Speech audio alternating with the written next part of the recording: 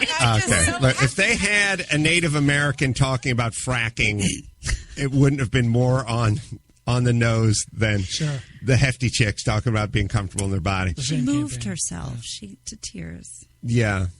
All right. Can I just say this?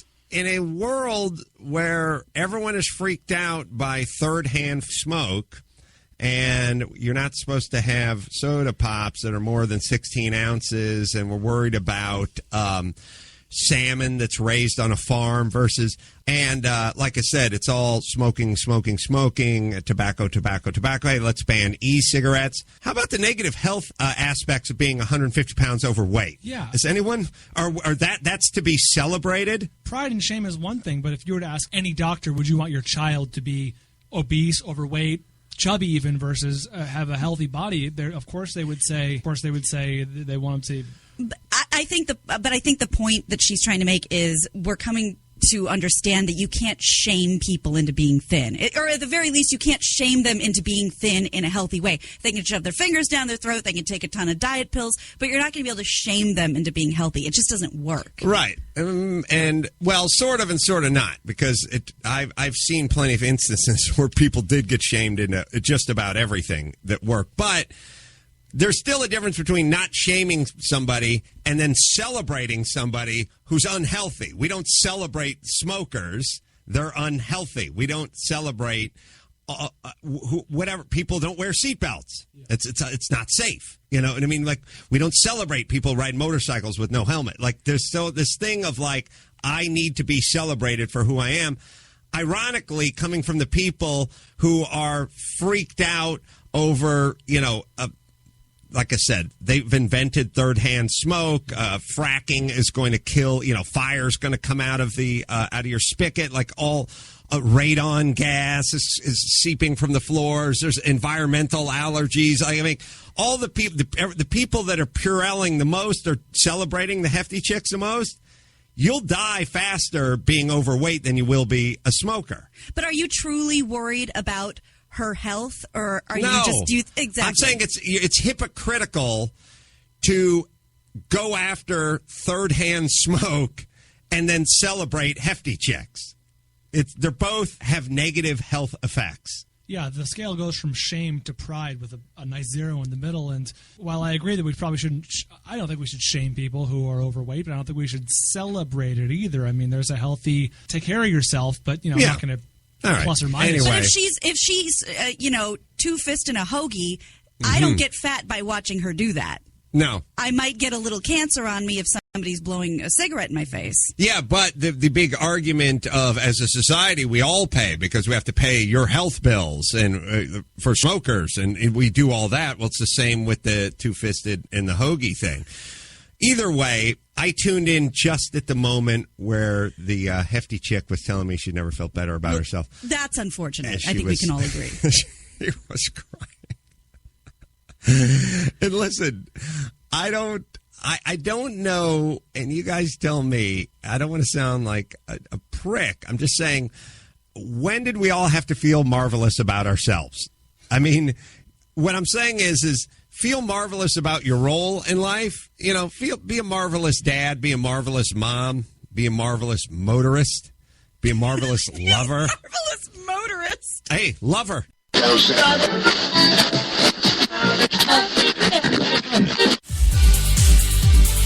You've got it locked to HTLA Radio 1, New York.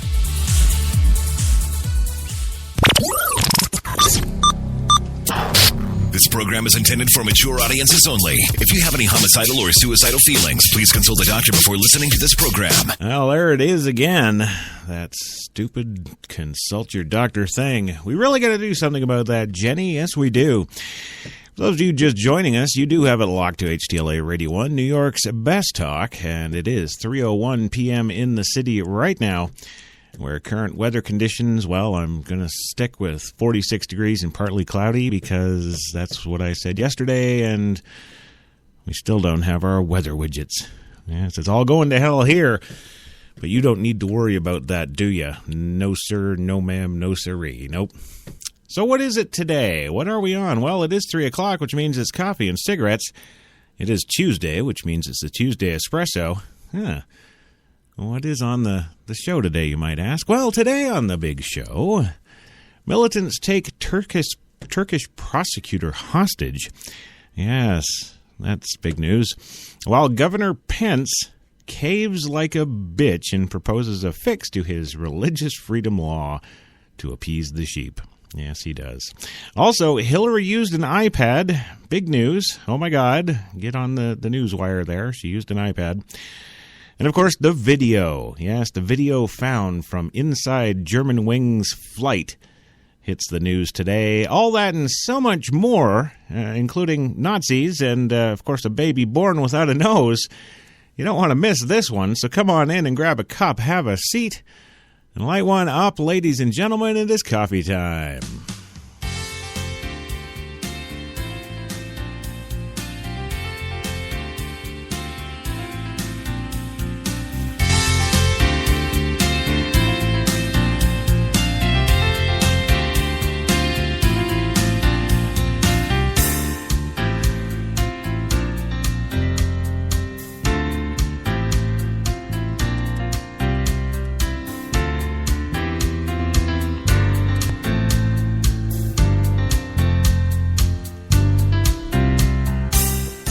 There you go. There it is. The Tuesday Espresso Coffee and Cigarettes theme right there for your listening pleasure. 3:03 in the city right now. It's Tuesday, the 31st of March. We're about to say goodbye to March, but certainly not goodbye to the winter weather. Oh, no. Yes, well, most of the West and the South are all getting back to, well, 30-degree higher temperatures than normal with your heat waves. We're still sucking up the snow in the Northeast. Yes, we are. Yeah. Well, what are you going to do? There's not much you can do except come on inside, grab a cup, have a seat, and light one up. So that's why you're here, isn't it? There you go. Well, I got the one and only Jenny McCartney in the booth today, pushing the buttons, making the show go on that beautiful PreSonus 2442 digital mixer. That's right, for everything awesome audio. You want to look to PreSonus, check them out at presonus.com. And also, of course, this Coffee and Cigarettes, as with every Coffee and Cigarettes, is of course brought to you by the fine folks at Tim Hortons, New York City. Now with 8 fine locations in the city to serve all your coffee and baked goods needs, and man, let me tell you, get down there, get some. Tim Hortons, always fresh. And finally today's episode is powered by Procast.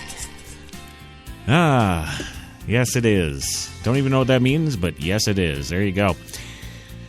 All right, let's settle in for a show, shall we? Joining us on the show, as always, are my 3 lovely co-host, guests, /Terminators, whatever you want to call them. The first one is always the one, the only Louis Lawless of LDL Films. 30-plus year career in Hollywood doing television shows like The A-Team and Riptide and all those good things for Stephen J. Cannell Productions.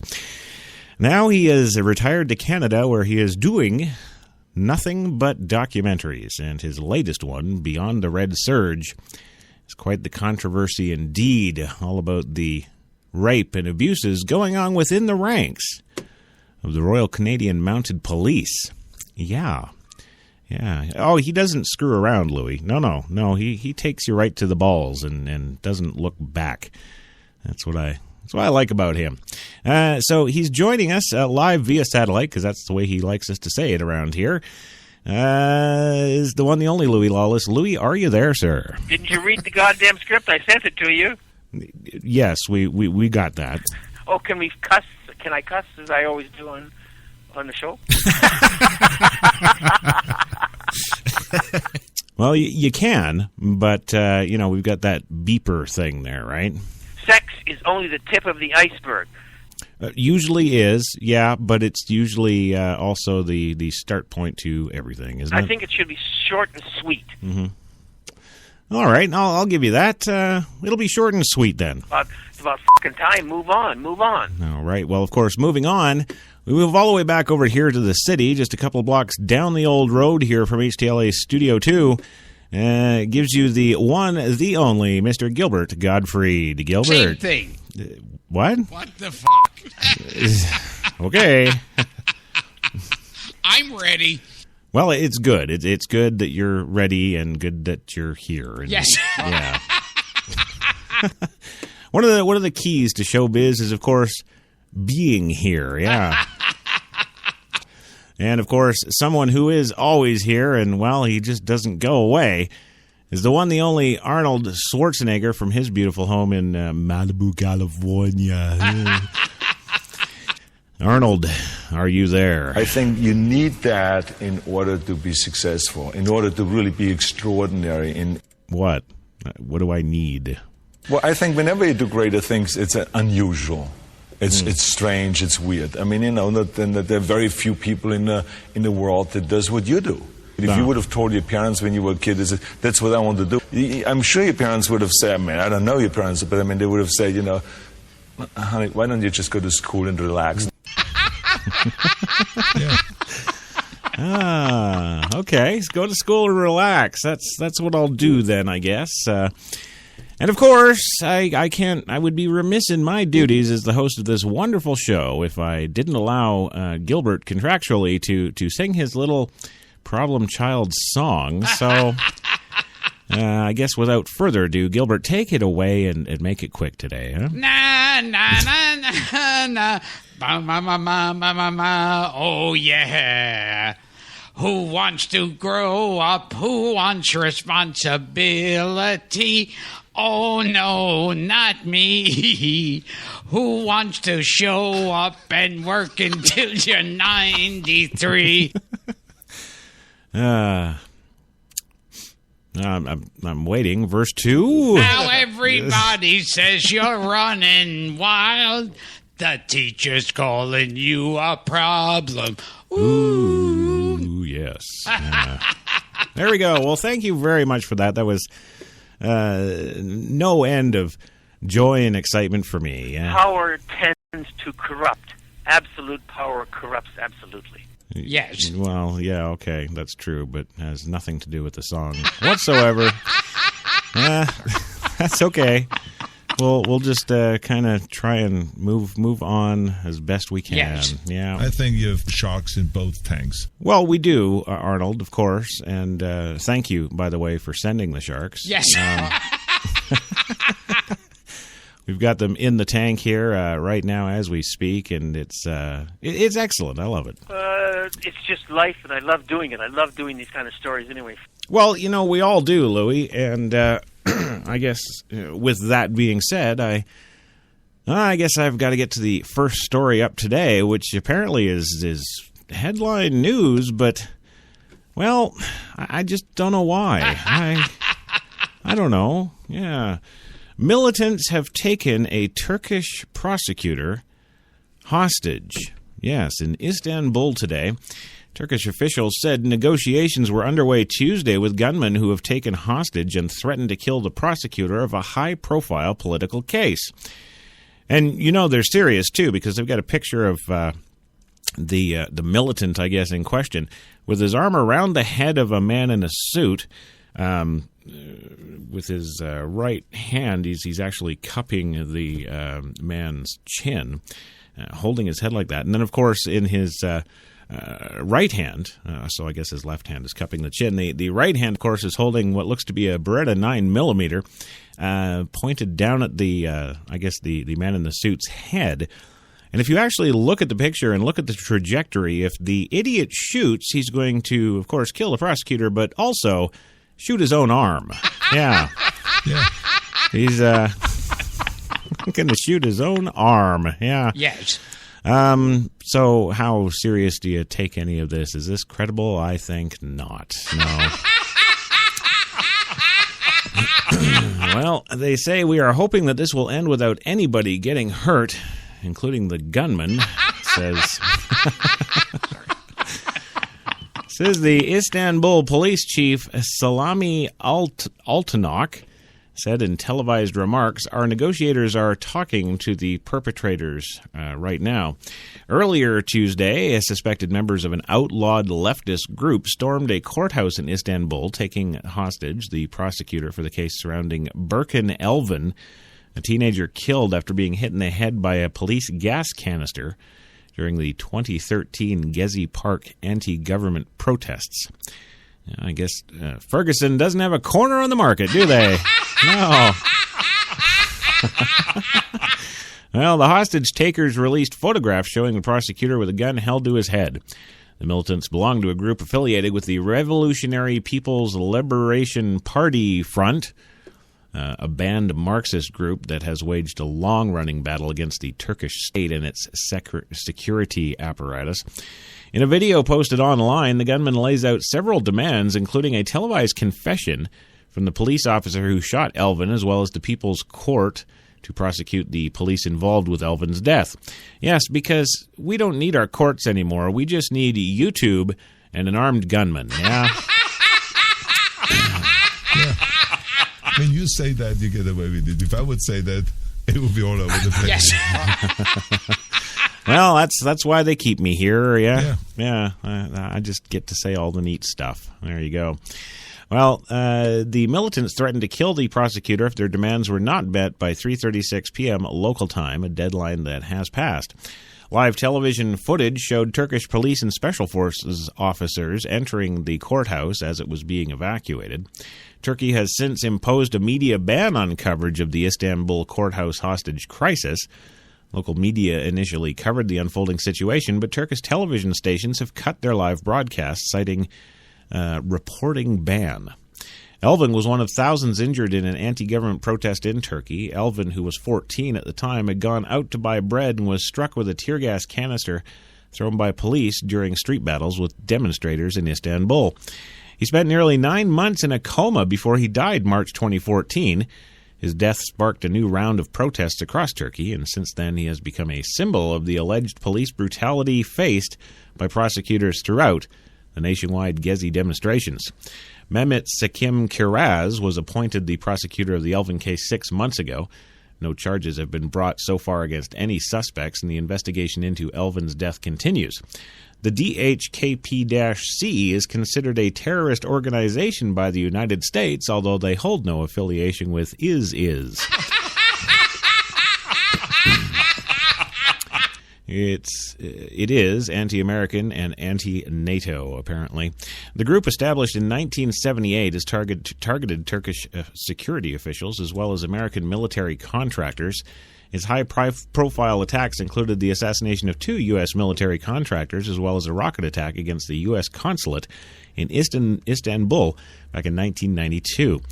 In February of 2013, a suicide bomber linked to the DHKP-C attacked the U.S. Embassy in capital Ankara, killing himself and the guard.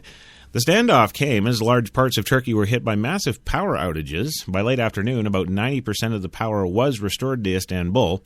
Energy Minister Taner Yildiz said. He said that the cause of the outage is unknown, but it was likely the DKHPC. Yeah, it's the DKHPC. You just can't get any better. Come on, make up a better name. Yes. Something that strikes fear into the people. A bunch of letters ain't cutting it. It's just not doing it. No, it's not. Well, hey, does everybody remember that Governor Pence there on Friday who released his religious freedom law, and we told you all here about what you need to know? Yes. Yeah. Yeah, well, guess what? After a weekend of complete public outrage because he's just a big bigot hater sumbitch, They have released today that the Indiana Governor Mike Pence aggressively defended Indiana's religious freedom law, but said he wants a bill on his desk by week's end making clear that the law does not allow businesses the right to deny services to anyone. Yeah. What happened to no shirt, no shoes? Yes. Oh, now we got to not only serve the no shirt, no shoes, but gays, lesbians, cavemen, and street bums, you know, whatever. Yeah, you just got to serve them. If they've got money, you have to offer your products and services to them. I mean, you say that, you get away with it. If I would say that, it would be all over the place. You would be hung. Yes, you'd... They would take the old swords and hang them high. Yes. Yeah. Well, the law does not give anyone the right to discriminate, Pence said at a news conference, but I can't appreciate that that has become the perception. Because they are, after all, sheep. Yes.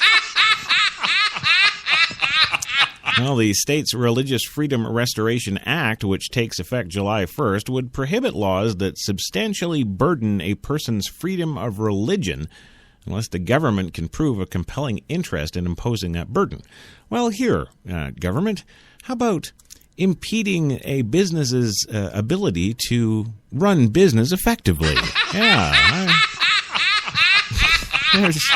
There's that whole thing there, you know. It's a good idea. Maybe mention something like that? Yes. Yeah. Well, the ACLU and the LGBT group GLAAD are among organizations pressing Pence to support the proposed Fairness for All Hoosiers Act to extend legal protections to the LGBT community. Well, here's a question now. Here's a question. If an LGBTer dies or is murdered or one of those things that results in a dead LGBT body, do they use GLAAD bags?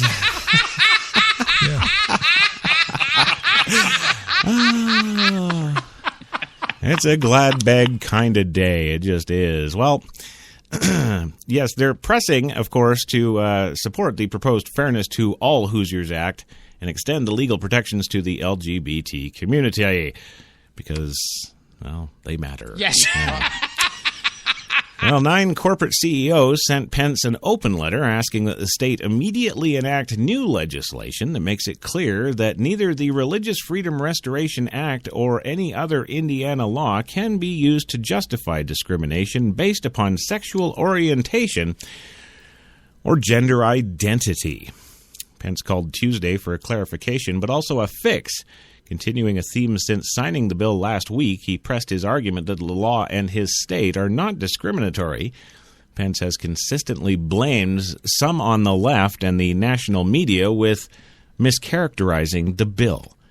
And would this be the first time the media has done such? Absolutely no. Nope. Yeah. No. Well, that may be true if you're only using a funhouse mirror, says Senator Chuck Schumer. A Democrat for New York. He said today, Schumer said that the federal law is less broad and was designed to protect individuals from government interference. The Indiana law also protects private companies and corporations, Schumer said.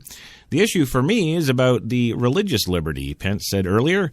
Tuesday, while pitching his case on Fox News, Indiana is open for business. If we have to make adjustments to this law to make it clear that the law is never intended to give businesses the right to turn away customers on the basis of sexual orientation, we will fix that, he says. Well, there you go. That's the new Pence revamp there for this week, and we'll see how long that lasts or if it changes, because you know it will. We're going to go for our first 2-minute commercial break, and when we come back, we'll tell you all about the huge breaking world-hitting news that's got babies crying, well, absolutely everywhere. It seems, yes, there are babies screaming. It's the new terrorist attack thing. Yes. You know, they release screaming babies into office buildings everywhere, and that's how they get you. The new whatever. We'll be back in 2, gang. You've got it locked to New York's best talk, HTLA Radio 1.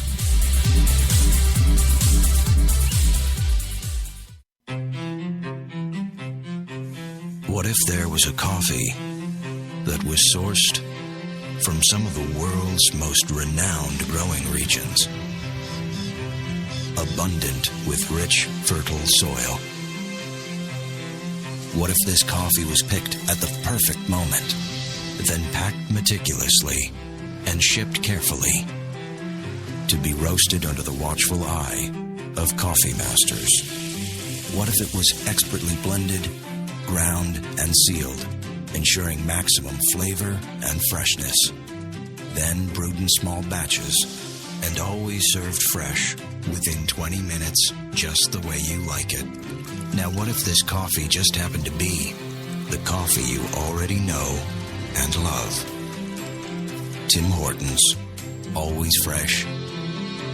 Always great tasting coffee. Man, I've been to a lot of places over these past 50 years. Seen the whole true north strong and free. 'Cause I've been everywhere, man. I've been everywhere.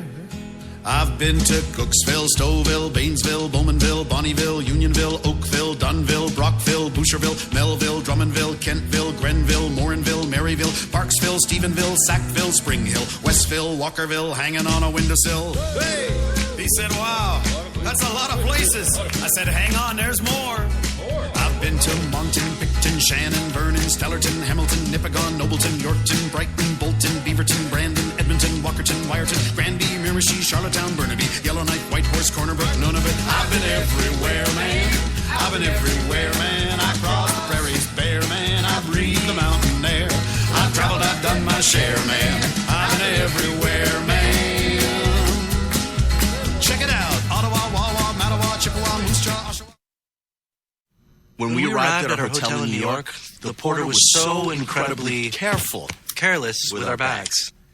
And the room they gave us, it was beautiful. A broom closet. But the worst part was the shower. My wife drying herself with the Egyptian cotton towels. Shower curtain defined that whole vacation for her. Don't just visit New York. Visit TripAdvisor New York. With millions of reviews, a visit to TripAdvisor makes any destination better. Some said the U.S. has lost its innovative power. We said America is lighting the way as the innovation nation.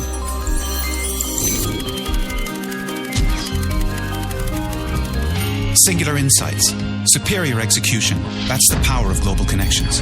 Bank of America Merrill Lynch. Voted top global research firm 2011, 12, and 13.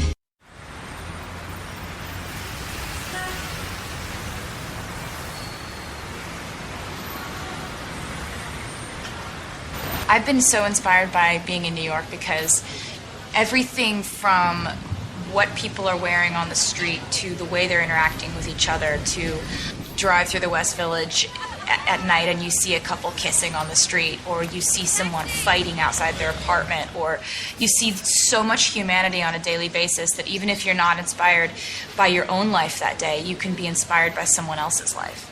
You got that long hair, slick back, white t-shirt, and I got that good girl face and a tight little skirt. And when we go crashing down, we come back every time, 'cause we never go out, we never go out, we never go out of style. Take me out. There's only one place to get more Taylor.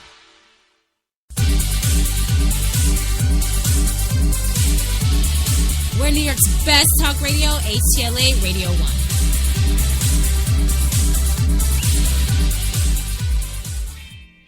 He needs love, Chris. Come on. Well, You gotta dispense more love from yourself. All these people are hurting here. Well, you know, I'm about ready to dispense it, baby. Yeah. We are enjoying him also in a movie that is a comedy, not just to blow up the buildings and the people and all this kind of thing. What? Yes. What? Well, let me tell you something. It's all crazy. You're absolutely right, Arnold. It is all crazy. I couldn't agree more. It's all crazy here at Coffee and Cigarettes. Yes, HTLA Radio 1, New York's best talk. It's 3:25 p.m. in the city right now for this Tuesday, the 31st of March, 2015. Say goodbye to March. Hello, April, and, well, I guess more snow. I'm definitely moving to L.A. That's what I'm doing. I'm just going to do it. I got to do it. That's what they've done. They've reached a particular point that they feel they're untouchable.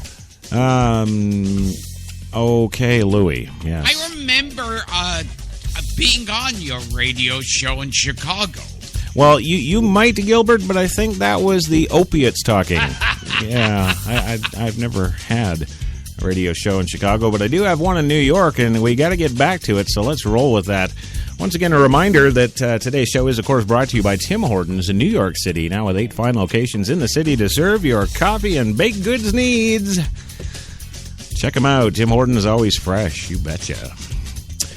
Well, moving on in the big story showdown today on Coffee and Cigarettes. What's next, you might ask? Well, it's that big, huge, groundbreaking, earth-shattering news. Yes, of course, that Hillary Clinton does not only know how to use an iPad, but she used it for email. Yes, it doesn't get much better than this as far as... As far as the big news happens. I think you have sharks in both tanks. We sure do, Arnold. Yes. Yeah. Well, Hillary used her iPad for her email, says Washington Today. Hillary Rodham Clinton. You know, every time they say that now, I'm just going to say Rodman. You know, just kind of stick that Dennis Rodman thing in there. Yeah. I love sticking my Dennis Rodman thing in there. Yes. Yeah. Well, Hillary Rodham Clinton emailed her staff on an iPad as well as a BlackBerry while Secretary of State, apparently now. Despite her explanation, she exclusively used a personal email address on a homebrew server that so that she could actually carry a single device. But according to documents obtained by the Associated Press, the dispute over her emails has cast a shadow over Clinton, apparently the frontrunner for the Democratic presidential nomination, who is widely expected to announce her candidacy next month by iPad. Yes. Well, the State Department released a total of 4 emails between Clinton and her top advisors as part of a Freedom of Information Act request filed way back in 2013 by the Associated Press, which sought Clinton's correspondence with senior advisors over a 4-year period relating to drone strikes overseas and U.S. surveillance programs. While limited, the emails offer one of the first looks into Clinton's correspondence while Secretary of State. The messages came from and were sent to her private email address, hosted on a server at her property in Chappaqua, New York. There you go.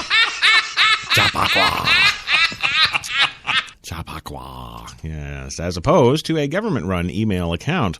They show that Clinton, on at least one occasion, accidentally mingled personal and work matters in reply to a message sent September 2011 by advisor Huna Ebedin to Clinton's personal email account, which contained the AP story about a drone strike in Pakistan.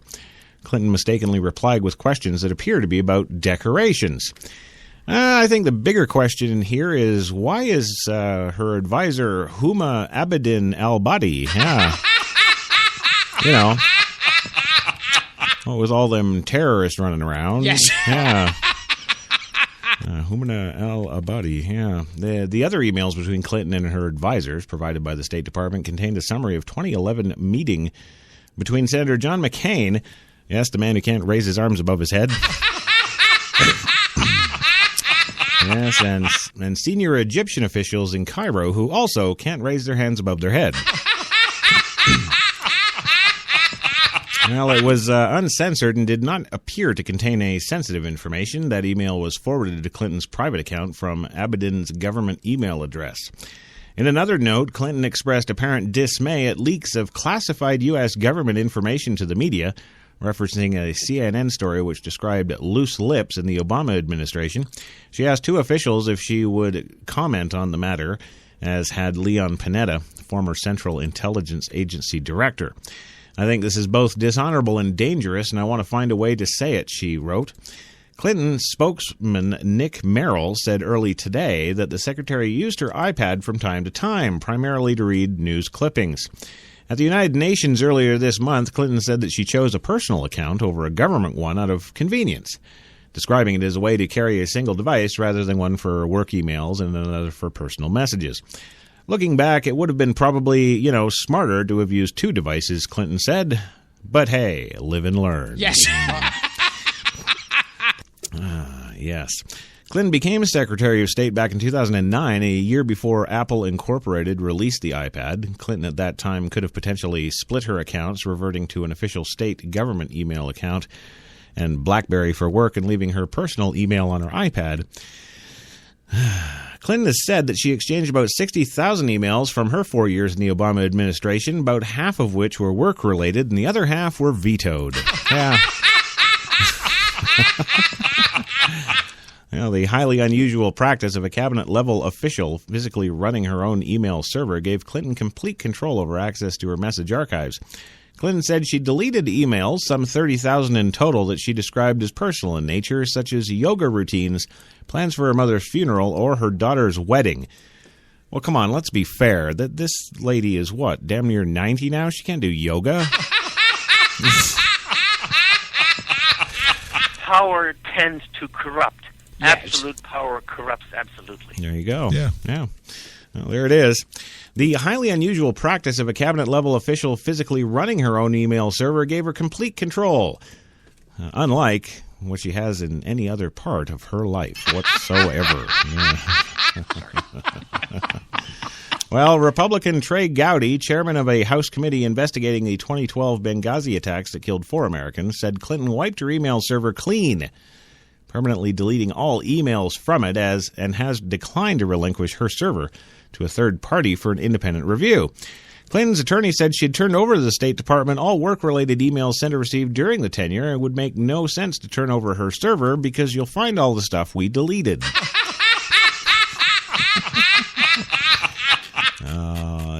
It's pretty bad. I think what we really need to do is, kind of like, I don't know, a Kindle Fire or something.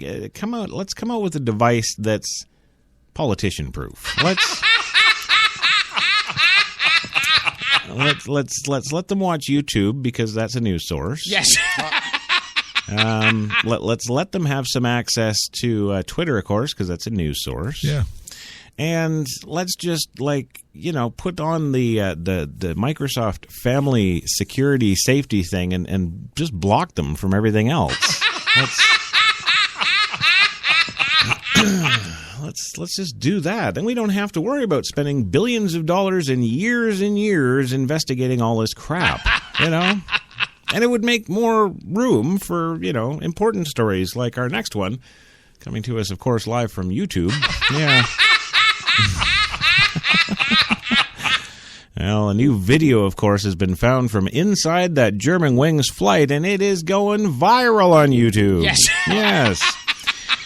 Now, 2 European publications said today that they have obtained video taken inside the plane seconds before Germanwings Flight 9525 crashed into a steep ravine in the French Alps.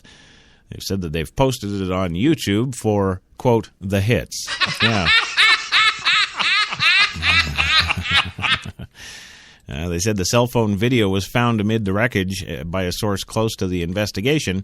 The scene was too chaotic that it was hard to identify people, but the sounds of the screaming passengers made it perfectly clear that they were aware of what was about to happen to them. There you go.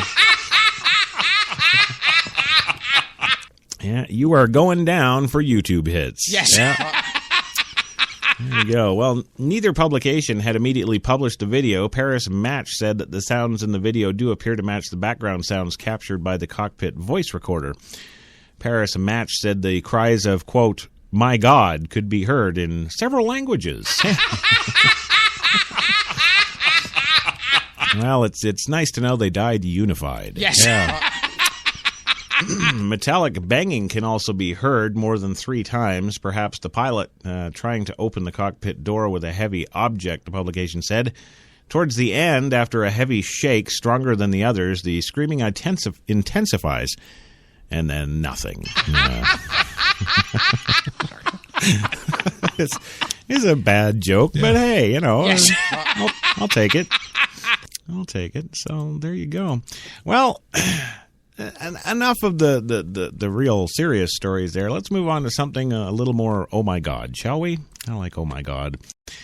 Well, how about the rarest of cases? The case, of course, that I'm speaking of is the baby born without a nose. Yeah, absolutely. Now stop and think about this for a second now before we go too much into this. a lot of people are saying, "Oh, this is a deformation. This is something that we want to get out of the gene pool. We want to stop this." But I'm sort of the opinion that maybe this is actually an evolution. Maybe we're not supposed to have noses. I mean, if you stop and thought about reality for a second, we would be able to handle so much more bullshit from politicians. We couldn't smell it. Yes. It would be. I think it would be a good thing. So don't discount my evolution story at all. Yes. No, I think we're getting ready for that power hitter thing there. Well, we're finally home and getting ready for our first real bath, and then it's cuddle time. It's the kind of Facebook post you'd expect from a new mom, except this one made last night is more significant than most. Yes, of course, this story comes to us also from Facebook. Well, Eli Thompson was born to Alabama parents Brandy McGlathery and Troy Thompson.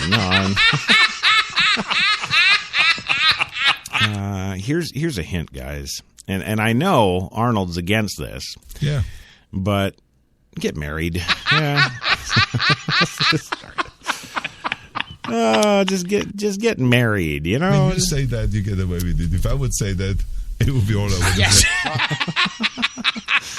Well, that's because I didn't screw my maid. Yeah. Well, McGlathery and Thompson on March 4th, and as the doctor placed the 6-pound, 8-ounce child on McGlathery's chest, she realized something was wrong. I don't want to say anything about inbred folks in the trailer, but I won't say that. No, her child had no nose. And if that sounds rare, well, guess what, brainstormers, it is. Yes, it is very rare, incredibly so. The condition, which also includes the absence of nasal passages and sinus cavities, is known as complete congenital trailer living. Yeah. It's thought to occur in one of 197 million births outside of Louisiana. Yeah. There are only 37 known cases on the books. No one had seen it coming, McGlathery recalls, discussing the cute appearance of her son's nose in the ultrasound photo. But the doctor corrected her and said that was his penis.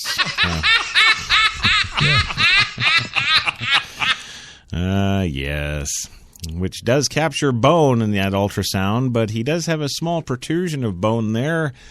But doctors have since clarified it is indeed a penis. Yes.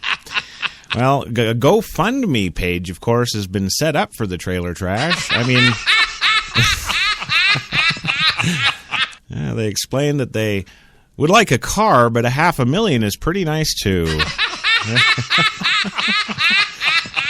Well, the page explains that Eli had to have a tracheotomy and feeding bag inserted into his stomach.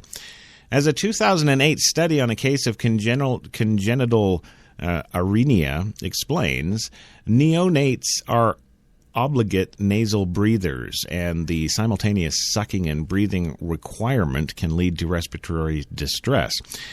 With a track in place, McGlathery has since been able to breastfeed him. What lies ahead, at least 10 years of scans and checkups every few months, as well as that constant invitation to come join the circus. Well, after that 10 years, checkups every few months, the construction of nasal passageways and plastic surgery to have a nose built is possible. The nose will come later. As the 2008 study notes, reconstruction should occur near the adolescence age because of the growth of the reconstructed nose is unpredictable if done earlier. Well, McGlathery isn't rushing things. We think he's perfect for the way he is until the day he wants to have a nose. We don't want to touch him. Or until the day that the GoFundMe doesn't get us enough money and we have to sell him to the circus.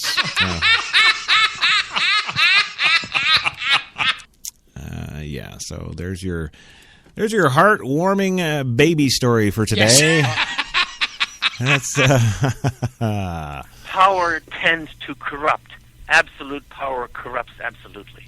Yes, Louis, but we're talking about noses. Yeah. Use power. That's why power is corrupt, and it is. We see it every day. We see it in every job. It's the same thing. No, Louis, we're talking about noses. It's just life, and I love doing it. I love doing these kind of stories anyway. Well, there we go. Yes. Third time's the charm with old Louis there today. Yes. Well, we do have to go for our second commercial break, but hey, don't go away. We've got the apparent victor in the Nigeria election. Yeah, that's going to be something really... Never mind. Back in 2. You've got it locked to New York's best talk, HTLA Radio 1.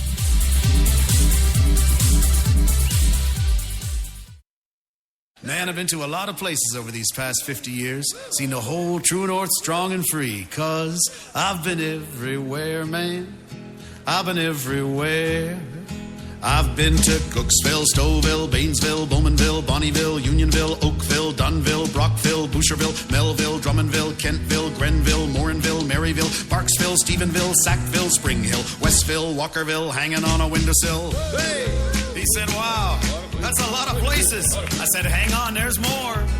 I've been to Monton, Picton, Shannon, Vernon, Stellarton, Hamilton, Nipigon, Nobleton, Yorkton, Brighton, Bolton, Beaverton, Brandon, Edmonton, Walkerton, Wyerton, Granby, Miramichi, Charlottetown, Burnaby, Yellowknife, Whitehorse, Corner Brook, none of it. I've been everywhere, man. I've been everywhere, man. I crossed the prairies bare, man. I breathed the mountain air.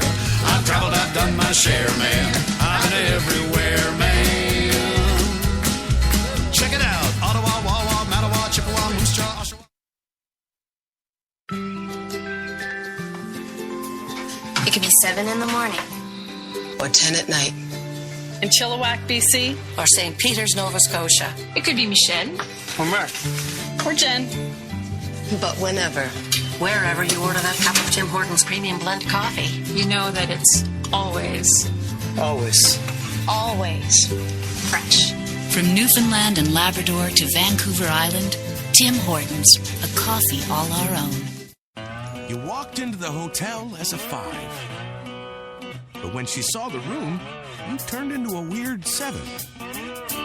When she saw the rooftop pool, you went to 11. You two should probably get a room. Oh, that's right. You already did. At Planet Earth's #1 accommodation site, Booking.com. Booking.yeah. Some said the U.S. has lost its innovative power. We said America is lighting the way as the innovation nation.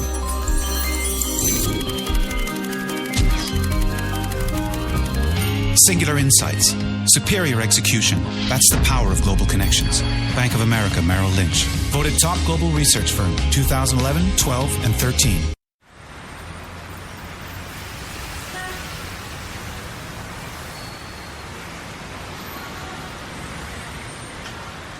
I've been so inspired by being in New York because everything from what people are wearing on the street to the way they're interacting with each other, to drive through the West Village at night and you see a couple kissing on the street, or you see someone fighting outside their apartment, or you see so much humanity on a daily basis that even if you're not inspired by your own life that day, you can be inspired by someone else's life. You got that long hair, slick back, white t-shirt, and I got that good girl face and a tight little skirt. And when we go crashing down, we come back every time, 'cause we never go out of style. We never go out of style. Take me out. There's only one place to get more Taylor.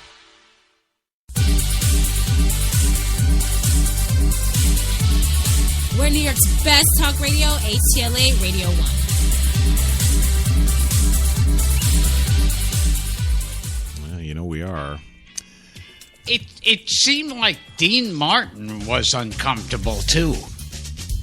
Well, no, he looked fine. He was in a suit. He had his rum, you know. I don't think he looked too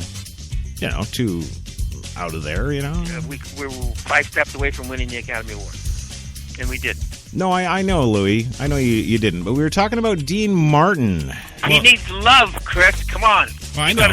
You gotta dispense more love from yourself. All these people are hurting here. All right, well, I'm going to dispense more love, Louis. Don't you worry. Sex is only the tip of the iceberg. Well, no, I didn't say I was going to sex him up. No. Welcome back to the big show today, the Tuesday Espresso on HTLA Radio 1, New York's best talk. I am your host, of course, Chris Crash Jesus Taylor in the house with you. The one, the only Jenny McCartney is in the booth pushing those buttons, making the show go. And I got to say, the last week or so, Jen, you've been doing a really great job. Keep it up. I just got to say that, yeah. Yes. And, do we even want to go with Arnold and smoking weed? I remember when I was running for governor, we had this press conference, and one journalist thought it was really going to be tough on me, and it's going to catch me on something. He says, Arnold, tell me now, didn't you smoke dope in the 70s? And I said, yeah, and I inhaled it too. Well, legal or not legal, it doesn't matter. I mean, that's what I did. Yeah, legal or not legal, it doesn't matter. I'm just a governor. Yeah. Well, there you go. Yeah, that says it all. Yes. You know. Yeah. I think there's sharks in both tanks, Arnold. I think there's sharks in both tanks. I think we do. Yes, we do.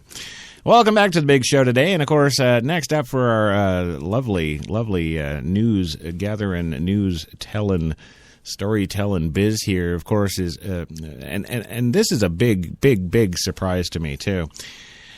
One of the African warlords is actually beating out the President Goodluck Jonathan. Yes.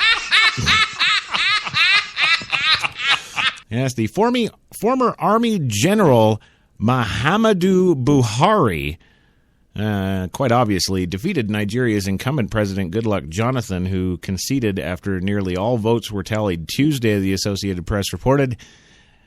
Jonathan says, no amount of good luck could have helped me.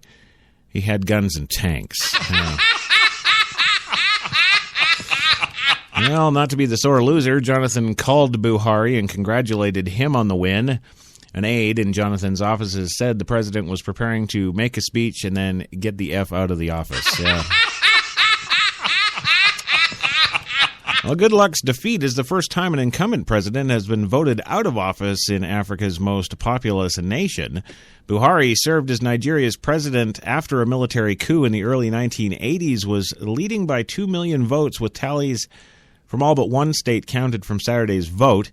Buhari was expected to carry the sole remaining state, northeast Borno, that is the birthplace of Boko Haram, and has 1.4 million eligible voters, and a deal was sealed early last week. Well, the apparent victory for Buhari comes over widespread complaints about government corruption and Goodluck Jonathan's failure to defeat Boko Haram, insurgents operating in the country's northeast. So what better way to win the votes than do a deal with Boko Haram, making it all my country. And then, of course, in another year and a half, you're going to see the Americans send troops there because he's executing people in the streets. Yes. Yeah. Well, Buhari's all-progressive Congress, the APC, earlier declared victory and said the country was witnessing history, whether you like it or not. The one, the only Oprah Winfrey showed up to cry. Yes, as another black man takes office. Yes. Yeah.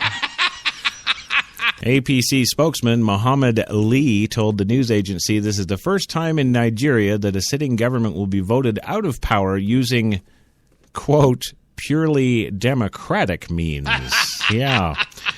Party representatives, national and international observers, and the media are observing the count in the capital of Abuja, and they say that this is, quote, all wrong. Yeah. Well, let's see. We go from the warlords of Africa taking office legally. What could we do to better that? Well, how about an unrepentant Nazi dies a free man at 93? There's a good old fashioned feel good story. When you say that, you get away with it. If I would say that, it would be all over the place. That's true, but many people have accused you of being a Nazi, so yeah. See that? Yeah, he agrees. Well, in what a top Nazi hunter calls a quote terrible failure of the Bavarian judicial authorities, one of Denmark's most wanted Nazis has died a free man at the age of 93. Søren Kam, one of the highest-profile Danish Nazis during World War II, was wanted in his homeland for the 1943 kidnap and murder of anti-Nazi newspaper editor Carl Henrik Clemenson. The Copenhagen Post reports today. He fled to Germany after the war, and the country refused to extradite him back to Denmark after he was granted citizenship in 1956. Kam, who died on March 23rd, around 2 weeks after his wife, according to the death notice, also fought on the Eastern Front with the Waffen-SS and was granted the Knight's Cross Medal by Adolf Hitler himself personally in 1945. Kam, who was a Simon Wiesenthal Center's number 5 most wanted criminal, should have finished his miserable life in jail, whether in Denmark or Germany. Nazi hunter Ephraim Zuroff tells Reuters, calling him totally unrepentant Nazi murderer, the failure to hold him accountable will only inspire the contemporary heirs of the Nazis to consider following in his footsteps, Zuroff says. Well, don't worry, Zuroff. Nobody teaches this anymore. Nobody seems to care about World War II.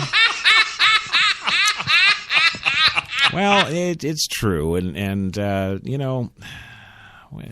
if we don't care enough as a country to even teach this stuff in our schools, we got no right to bitch when this happens. Yes. Yeah. And that's what I'm going to say on that. So good riddance there, fellow Nazi man there. Oh, wait, fellow, that makes me sound like I'm one too. No, I didn't mean fellow Nazi, of course not. Never, no. No, see? Yeah, see, Kyle. Yes. Well, what else do we got, you might say? What else do we got? Well, more World War II news. Yeah.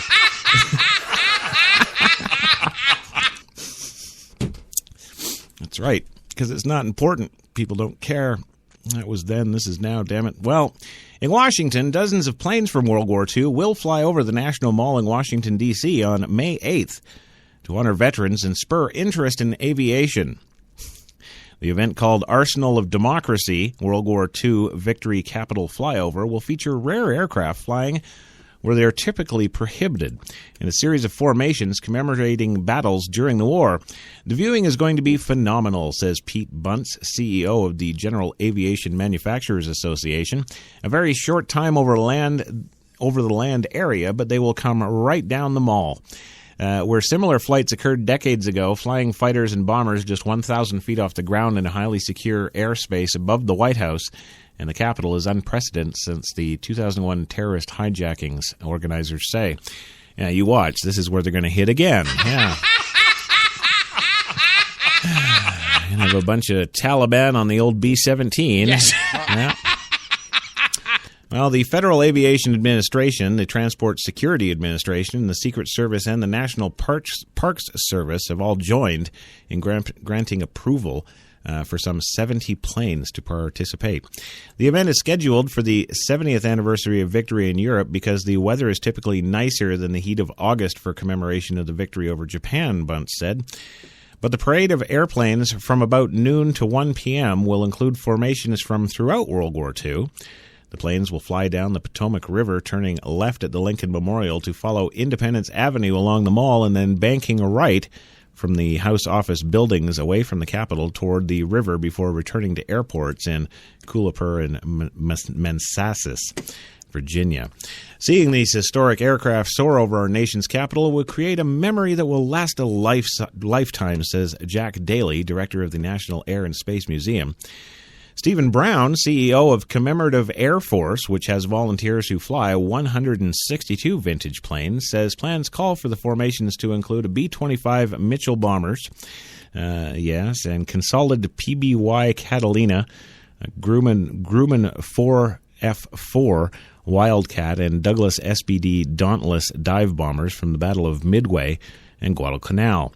Also, Curtiss P-40 Warhawks from Pearl Harbor will be there, as well as a P-39 Air Cobra and a P-63 King Cobra, provided to the Soviet Union under a lease. Consolid B-24 Liberator, a type of bomber featured on the movie Unbroken, North American P-51 Mustang fighter escorts, 2 Boeing B-17 Flying Fortresses, Republic P-47 Thunderbolts from the Battle of the Bulge, and the Vote F-4U Corsair from Iwo Jima, of course, will also be among the lineup. The Boeing B-29 Super Fortress, nicknamed Fifi, the only known model still flying, which was the type of plane that dropped atomic bombs on Japan. Yeah, so there it is. Our goal is to get as many aircraft as we can in the air, Brown said. That will surely jam up radar and will make it likely for another terrorist attack. Yeah. Sponsorship for fuel and hotel rooms for volunteer pilots, which organizers are still soliciting, will dictate whether there are 30 or 60 aircraft in the air at any one time, Brown said. Retired Colonel Charles McGee of Bethesda, Maryland, who flew 82 tactical missions and 54 strategic missions in a variety of planes during the war in the Mediterranean, said that the event will educate younger people about aviation and the war. Well, no, they'll all be staring up like mindless idiots wondering, what the hell are all those? That's true, they will. They will. And finally today on the Big Coffee Show, Thanks Ellen. And no, it's not Ellen DeGeneres. The Thanks Ellen ad runs in the Palo Alto newspaper today. In an example of the strong feelings around the Ellen Pao case, a group of tech workers in Silicon Valley took out a full-page ad in the Palo Alto Daily Post today that read simply, Thanks Ellen. Pao lost her $16 million sexual discrimination suit against a powerful venture capital firm Kleiner Perkins on Friday. The men and women who paid for the ad don't know Pao personally. However, they wanted to show support for her because she has brought the issue of the lack of women in venture capital and tech to the fore. Well, I would have to submit that women aren't in venture capital because they only make 70%. They ain't got the money. Well, some are calling the Pao case the tech group's Anita Hill moment. The point to the discussion began in earnest. It's just started with the four of us sitting around Sunday afternoon at a Cafe Vignetta in Palo Alto, California, says Lori Hobson, a businesswoman who works with the Silicon Valley product development firm. The cafe is popular with many tech and venture capital companies. During the conversation, several men came and went, all of whom said that they thought the trial of the verdict was a setback for women, laughed and walked away. Yeah. But none of the women thought that. They all thought that it was great that she told her story and that the issues were raised, Hobson said. Well, one thing led to another. Chris Lowe, a social media graphic designer, volunteered to create an ad. A Facebook page was launched, and money was raised on PayPal to pay for the ad. It happened so fast because the people were just so amazingly talented, Hobson said. Ellen's story resonated. It hit a chord with so many women. We wanted to thank her publicly for being brave enough to tell it and make it so that other people might tell their story, she said. And that is why I think all women should be outlawed from the internet. Oh, there you go. I said it. And that is all we've got for you today on the Tuesday Espresso. I want to thank you for listening. And, well, hopefully you'll come back and listen tomorrow after that one. Louis, I want to thank you for coming by today. Didn't you read the goddamn script? I sent it to you. I did, but, just say goodbye or something. They get f***ing crazy because all of a sudden nobody loves them. Okay, thank you. And of course, Gilbert, thank you again for being here. It's always a pleasure. Thank you for listening and support the show for the love of God. Oh, boy. And thank you, Arnold, again for coming in and let me kick on you, my fellow Nazi. Absolutely. Yeah. Thank you very much, and I'll be back. Yes, I'm sure you will. Yeah. Yes. All right, once again, a reminder, if you haven't, go check out HTLARadio1.com. That's the number one, just like us.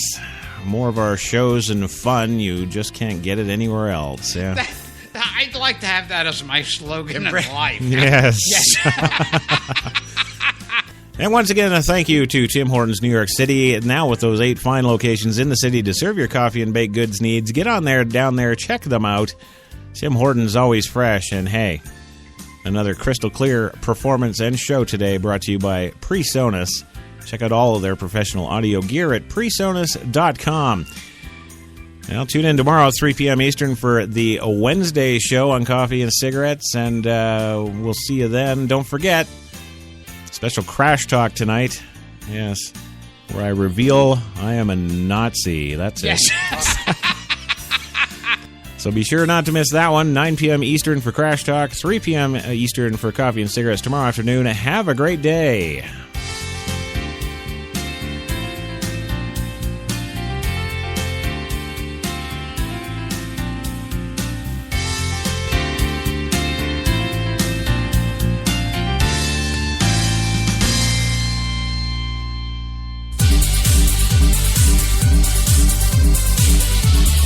We're New York's best talk radio, HTLA Radio 1.